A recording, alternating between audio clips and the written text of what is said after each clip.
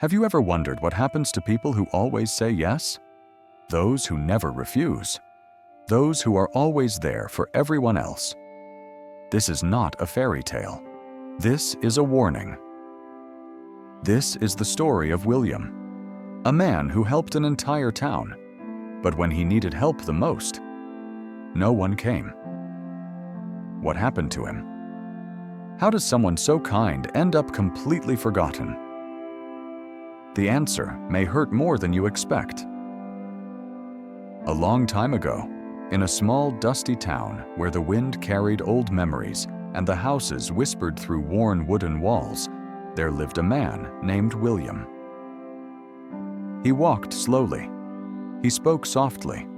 His hair was the color of ash, and the wrinkles on his face did not count years. They counted favors. William had no family, no children, no heirs. Yet he possessed a strange kind of wealth, the affection of the entire town. Not because of what he owned, but because of everything he was willing to give. Some called him foolish, others called him a saint. But everyone, absolutely everyone, went to him when life fell apart. And William, with his tired but gentle smile, always opened his arms. They called him Good William, a title he never asked for, but carried with quiet dignity. Not because he needed recognition, but because he truly believed that kindness always came back. He thought generosity was a bridge to something higher, something noble. But over time, that bridge became a rope he kept holding so others wouldn't fall, never noticing that each day it tightened a little more around his own neck. William owned a small food shop on the corner where the sun touched first at dawn. It wasn't big, it wasn't elegant, but it was always full. Not of paying customers, but of people asking for help. And William never said no. A sign hung by the door, "Welcome." There is always room for one more. Every sack of rice, every loaf of bread, every jar of honey was placed with care. Not for profit, but to better help the widow on the hill, the young man looking for work, the old neighbor who needed just a pound of rice. William used to say, "The body is fed with food, but the soul is fed with kindness."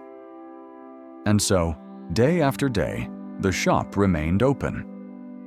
Even when there was little left to sell, even when the numbers didn't add up, even when his stomach growled at night, even when the shelves emptied faster than his heart could endure. Every morning, William opened the shop before the roosters crowed. The door hinges creaked like his tired bones, but he never complained. He believed his purpose was to serve. He kept an old notebook where he wrote down debts, but he never showed it to anyone. He said hunger cannot wait for money. And when someone promised to pay next week, he would nod, smile, and say, "Don't worry, son."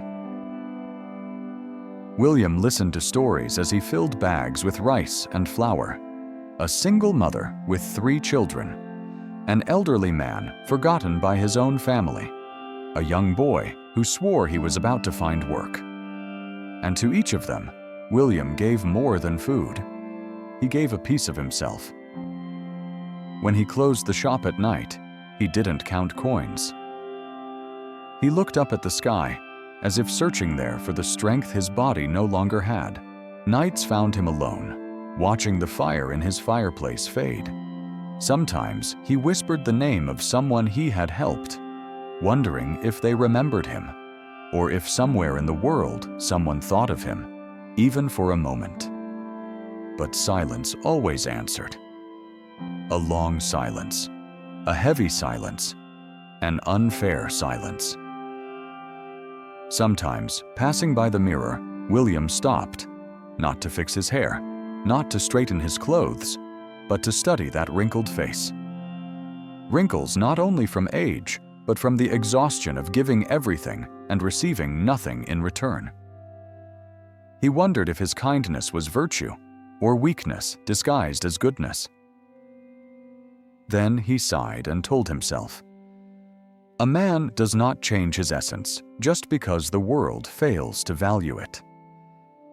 He slept little, he ate less, but he never complained. He firmly believed kindness would return one day. And although the echo of his empty house reminded him no one waited for him, he found comfort in knowing he had helped. William gave everything he had, but no one noticed that, little by little, he was becoming empty. Many called him the town's angel. Others said he was too good for this world. Very few asked if he needed anything.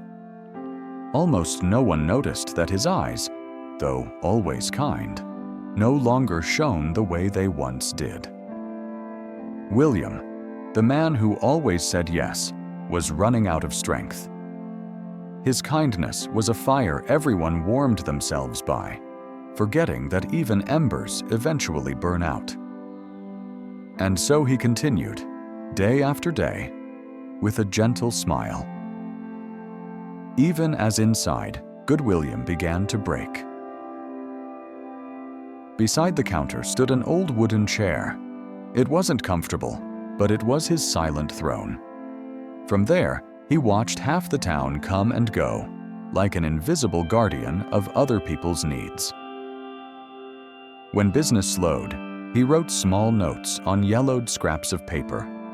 Proverbs, reflections, phrases he found in old books. Sometimes he pinned them to the wall, as if leaving fragments of wisdom floating in the air. One of them read, "He who gives without measure must remember to protect his soul." No one read it, not even William.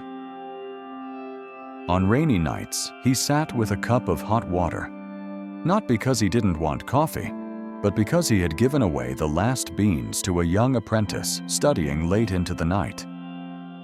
The shop was old, but everything was clean and orderly. William believed dignity began in the place where one served. He arranged fruit like works of art, counted cans he knew were missing, cleaned the glass with trembling hands. He said hope must look clear from the outside. Sometimes, when he thought no one was watching, he closed his eyes and clutched the small rusted medallion around his neck. It had belonged to his mother, the only woman who ever loved him without asking for anything in return. William was respected, yes, but he was not accompanied. Loved, but not held. And with every favor, with every forgotten debt, a part of his energy faded away, like a candle that gives light without ever being restored. William's fall did not begin with a tragedy. There was no fire, no public betrayal, only silence, a silence that crept through the cracks of his shop, through greetings that no longer carried gratitude, through days when no one asked, "And you, William, do you need anything?" One day, a young man, the son of a new baker, asked for food on credit. He promised to return Friday. He never did. Then came others, the widow, the unemployed youth, the elderly man. Everyone asked, no one repaid. And William, faithful to his nature, said, "If I can give, how could I refuse?" The shelves emptied. Suppliers stopped waiting. Bills piled up. One morning, he went for flour and found the pantry empty. "It's fine," he whispered. "Better days will come." But days passed, and no one checked on him. One evening, as he closed the shop, he leaned back in his chair. His chest hurt, but he said nothing. He thought it was just fatigue. The next morning, a customer knocked on the door and found a sign, "Closed for inventory." A kind lie. William had nothing left to inventory, not on the shelves, and not in his soul. The shop that once smelled of bread and fresh earth began to smell of abandonment. And the man who was once the heart of the town became a shadow behind dusty glass. People wondered why the shop hadn't reopened. But no one went to visit him. One winter night, as the wind battered the windows as if trying to enter and comfort him, William woke drenched in sweat. He lit a candle. The pain in his chest was no longer a stab. It was a constant claw. He tried to stand. His legs failed. He reached for the chair, but collapsed to his knees on the cold floor of his empty shop. "It's just the flu," he told himself, trying to believe it. His breath shortened. His hands, once steady, could barely hold a cup of water. He dragged himself to bed, the bed that knew the weight of his loneliness. He lay trembling, his chest burning, his eyes fixed on the ceiling where shadows danced like old ghosts. The silence was so thick it seemed to have a voice. Outside, the wind moaned through the cracks. Inside, nothing moved except his thoughts. "Where are they now?" he whispered. "Where are they, now that I'm the one who needs help?" He closed his eyes. The darkness behind them was no different from the room. Memories appeared, one after another, as if his soul were calling them back one last time. The young man who promised to repay, the woman crying for bread, the endless faces passing through his door. He remembered opening even when exhausted, walking through rain to deliver food, inventing reasons not to charge so no one would feel smaller than life had already made them feel. Silence answered everything. "I gave everything I had," he thought bitterly. Everything. For what? To be forgotten here, on this cold bed, as if I never existed. His throat tightened. The pain in his chest was sharp, but sharper still was the truth piercing him now. No one was coming. "I was food for the hungry, comfort for the sad, support for the fallen," he whispered. "But now that I fall, who remembers me?" Tears came freely. Not from cold, but from a sadness that kills slowly. He thought of his empty shop, of shelves like exposed ribs, of the notebook of debts never collected, of the phrases no one read. Every act of kindness given as if his soul were infinite.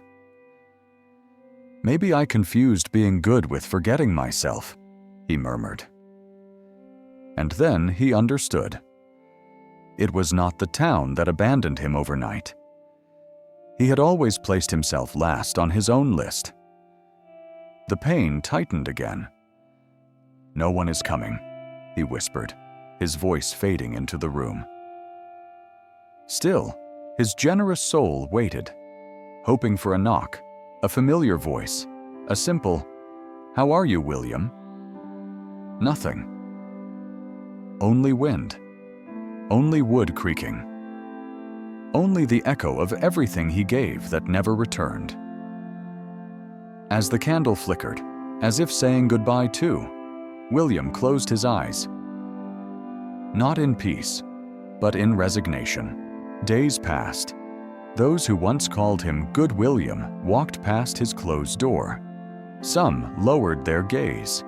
Others whispered, "Does he still live there? They say he's sick. Poor man. He was too good." No one entered. No soup. No visit. No question.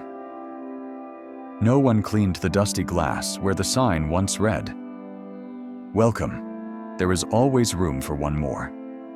No one remembered him. A week later, someone finally pushed the door. They found him in bed, wrapped in old blankets, eyes closed, a notebook resting on his chest. On the first page, written in trembling handwriting, there was only one sentence. I was everything to everyone, and in the end, I was nothing to myself. And so William, believing his endless kindness would be enough to hold everything together, ended forgotten. He gave until his last breath, served everyone except himself, trusting someone would notice his absence. No one did. The town continued. The shop never reopened. His name slowly faded. William did not die only from illness. He died from silence, from neglect, from forgetting himself, and all for pleasing others. The biggest hearts do not always receive the warmth they deserve. Often, those who give the most are the first to be forgotten. Not always from cruelty, but because many grow used to receiving without thinking of the cost of giving. If you've reached the end of this story, it's because it touched you. Subscribe if you haven't. Like the video. Share it with someone who needs it. You might change their day, or even their life. But don't leave yet. There is another story waiting on your screen, and if this one moved you, I promise the next one may move you even more. Thank you for staying until the end.